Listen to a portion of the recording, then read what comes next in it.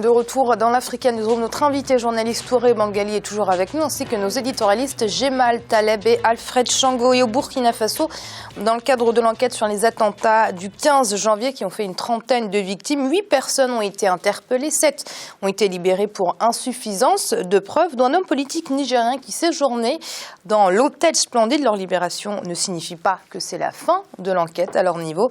La responsabilité de chacun reste encore à établir. C'est un sujet d'Ibrahima Dioumaba. Au Burkina Faso, suite à l'attentat du 15 janvier 2016, une enquête a été ouverte à Ouagadougou pour association de malfaiteurs en relation avec une entreprise terroriste. Assassinat, tentative d'assassinat, prise d'otages, détention illégale d'armes à feu contre X. C'est ce qu'a déclaré Maïza Siremé, procureur du Faso près du tribunal de grande instance de Ouagadougou, qui appelle les populations à une collaboration franche avec les forces de défense et de sécurité. 8 individus ont été interpellés depuis le 16 janvier 2016.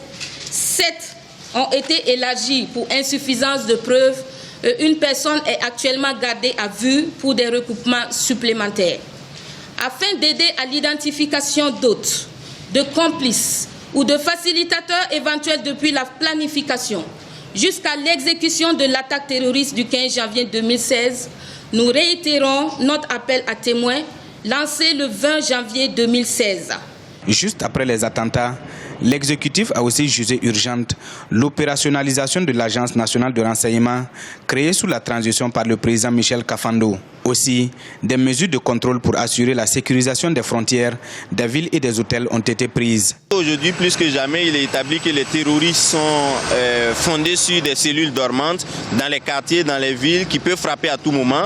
Il faut faire en sorte que les populations collaborent avec les forces de défense et de sécurité. Il faut que les renseignements soient suffisamment dopés en moyens, en stratégie et en moyens humains. Lundi dernier, une cérémonie d'hommage aux personnes tuées dans ces attentats terroristes a réuni des milliers de personnes à Ouagadougou, dans la capitale burkinabé. Il faut rappeler que ce sont 32 personnes de 11 nationalités qui ont perdu la vie lors de cette attaque terroriste. Alfred, 8 personnes interpellées, 7 relâchées. Est-ce qu'on peut parler d'une enquête qui avance ? Disons que là, on est au tout début de cette enquête pour savoir ce qui s'est réellement passé, quelles sont les complicités, comment ces gens ont pu arriver et puis attaquer impunément le restaurant et l'hôtel sans qu'effectivement les forces de sécurité n'aient été au courant. Et donc il y a non seulement des failles dans le système même de sécurité et de défense pour que justement cet attentat ait pu avoir lieu de cette manière-là, et en même temps savoir mais qui ont aidé ces gens à arriver à cet endroit.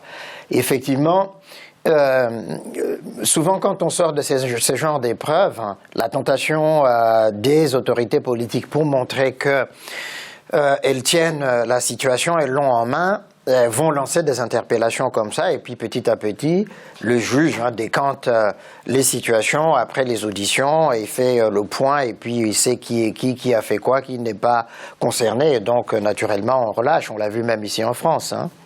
Monsieur Touré, cette attaque, que signifie-t-elle que le Burkina Faso ne fait plus partie des exceptions de la sous-région, ces exceptions qui n'étaient pas vraiment sujets à des actes terroristes ? Je ne partage pas votre avis dans la mesure où, si vous connaissez le Burkina Faso, vous comprendrez que c'est un pays qui est fortement lié ou a une relation forte avec des pays comme du Sahel. Vous remontez, vous prenez la bretelle nord du Burkina Faso, vous vous rendrez compte. Et même l'endroit qui a fait l'objet d'attaque est une zone assez fréquentée, non seulement par les Nordiques, comme on le dit, mais par beaucoup de touristes. Donc je pense que peut-être l'attaque a été violente et personne n'y s'attendait. Tout le monde pensait que le Burkina avait autre chose à prévaloir qu'une attaque terroriste. Mais au jour d'aujourd'hui, on ne peut pas dire qu'un pays de la sous-région ouest-africaine n'est pas exposé à des risques d'attaque, y compris des pays comme la Guinée qui sont loin même du Sahel. Donc tous les pays sont aujourd'hui au même niveau d'alerte, à mon avis. Jemal, donc vous aussi vous partagez cette analyse de Monsieur Bangali. Le Burkina Faso n'a jamais fait partie d'une exception régionale ? Je suis tout à fait d'accord avec cette analyse, mais parfaitement, je crois que je n'ai même pas grand-chose à rajouter, si ce n'est qu'il est encore très tôt, parce que je crois qu'il faut comprendre, puis après il faut agir. L'organisation des services de sécurité au Burkina, sans doute, a dû souffrir de la période de transition, c'est inévitable. Après, j'ose croire, j'ose espérer que le fichier de la police est assez bien fourni pour que rapidement il les conduise vers des suspects et probablement des responsables. Mais l'analyse est absolument bonne. Il n'y a aucun pays, malheureusement, même pas que ouest-africaine, mais même au-delà. Il y a des attentats au Cameroun, il y a des attentats partout. Et donc c'est un fléau, c'est une métastase qui touche tout le continent africain. Et il n'y a aucun pays qui est à l'abri, c'est évident. Certains s'organisent beaucoup plus que d'autres, c'est une réalité. Et monsieur du Niger, c'est un pays qui s'organise très bien. Mais même s'organiser n'empêche rien. Vous pouvez être organisé et subir. Alors Alfred, aucun pays africain n'est à l'abri du terrorisme. Est-ce que le Burkina Faso est mieux armé que d'autres pays de la sous-région pour se prémunir de ce genre d'actes? Alors, Amira, je pense que si pendant longtemps le Burkina Faso a été hors justement du champ magnétique du terrorisme, c'est parce qu'il y avait Blaise Compaoré, semble-t-il, qui aurait signé un pacte de non-agression avec tous les groupes, en tout cas AQMI et autres tout autour, pour ne pas attaquer le Burkina Faso. Et comme le disait Jemal, le fait effectivement de cette déstabilisation du Burkina Faso qui a entraîné la chute, le départ de Blaise Compaoré et puis toutes les tentatives, la dernière tentative de déstabilisation avant les élections, ont fait que je pense, il y a eu cette désorganisation de forces de sécurité. Et puis, il y a eu aussi, je pense, comme une sorte de dépression. Au fond, au sortir de cette dépression, on veut respirer un peu. On n'a pas fait attention, justement, que la menace, elle était là. Et donc, du coup, on comprend qu'aujourd'hui, il faut reformer ces forces de sécurité pour leur permettre, justement, d'être réactifs, d'être opérationnels au cas où cette chose-là arriverait. Mais c'est vrai qu'aucun pays alentour ne peut échapper à cette menace-là. Et moi, je dis le Sénégal, la Côte d'Ivoire aujourd'hui, le Ghana, mais Bangali a dit la Guinée, doivent être très vigilants parce que ce sont des pays aussi qui sont touristiques, qui sont visités. Et ces menaces-là existent pour aussi ces pays-là. Et en Côte d'Ivoire, les autorités se sont fixé un objectif de croissance de 9,8% pour l'exercice budgétaire 2016. Le gouvernement ivoirien a par ailleurs prévu des investissements estimés à un peu plus de 29 milliards de francs CFA entre 2016 et 2020, ce qui est conforme au plan national de développement. C'est un sujet d'Ibrahima Dioumaba. En Côte d'Ivoire, le gouvernement estime le taux de croissance économique en 2016 à 9,8%. Conformément au plan national de développement, des investissements de 29 311 milliards de francs CFA sont prévus entre 2016 et 2020 pour impulser la croissance économique. Le Fonds monétaire international, pour sa part, avait tablé sur une croissance de 8,4% de l'économie ivoirienne en 2016. L'économie ivoirienne est en train, je pense, de connaître une expansion phénoménale. 2016, il nous semble chez Bloomfield Investment que ce phénomène va se renforcer parce que l'ensemble des pays aujourd'hui connaissent, et depuis l'année dernière d'ailleurs, connaissent une situation relativement morose. La Côte d'Ivoire fait exception dans ce contexte économique continental.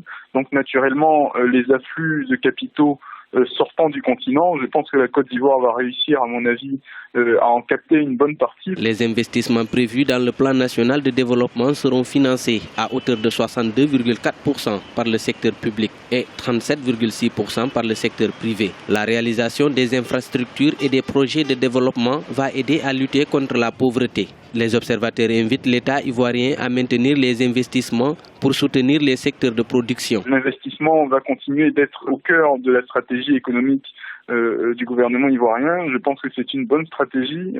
Entre 2014 et 2015, nous l'avons aussi révélé, la Côte d'Ivoire a connu des taux d'investissement records depuis les années 80, depuis les années 70 même. C'est vrai qu'il y a une partie de l'économie qui aujourd'hui encore n'est pas captée.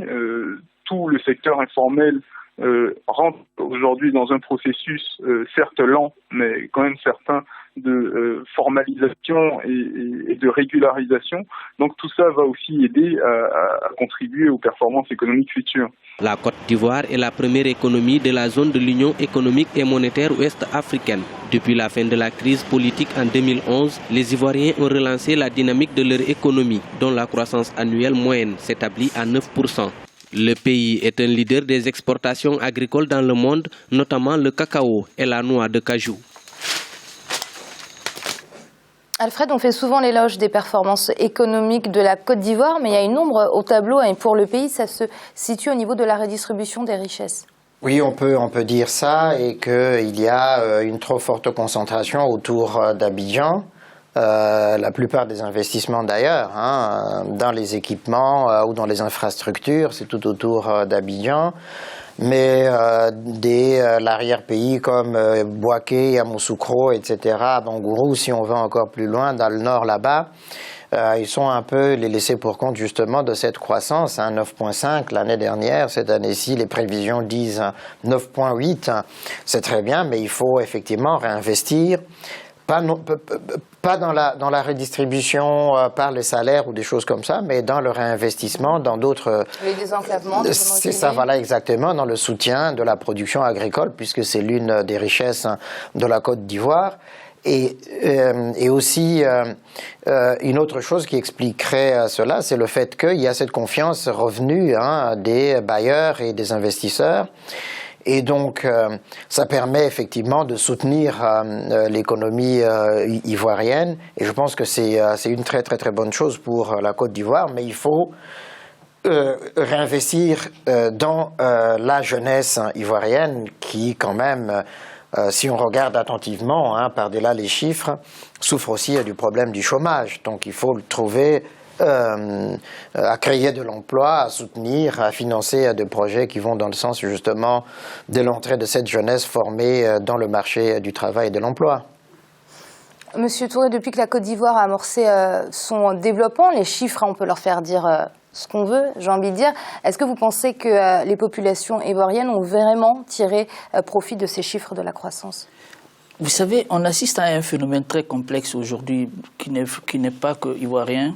C'est-à-dire, le coût des matières premières ne cesse de baisser. Et je ne crois pas trop à un chiffre de croissance, même à 2 chiffres, qui peut permettre au pays, aux citoyens, d'augmenter son pouvoir d'achat. Parce que la problématique aujourd'hui en Afrique, c'est quoi? Ce n'est pas ces indicateurs macroéconomiques qui nous intéressent. C'est ce citoyen, comme il a dit tout à l'heure, le citoyen de Bouaké, qui vit de l'exportation ou de la production du café qu'on observe. Est-ce que sa situation de 2010, de 2011, 2013 jusqu'en 2015 a évolué?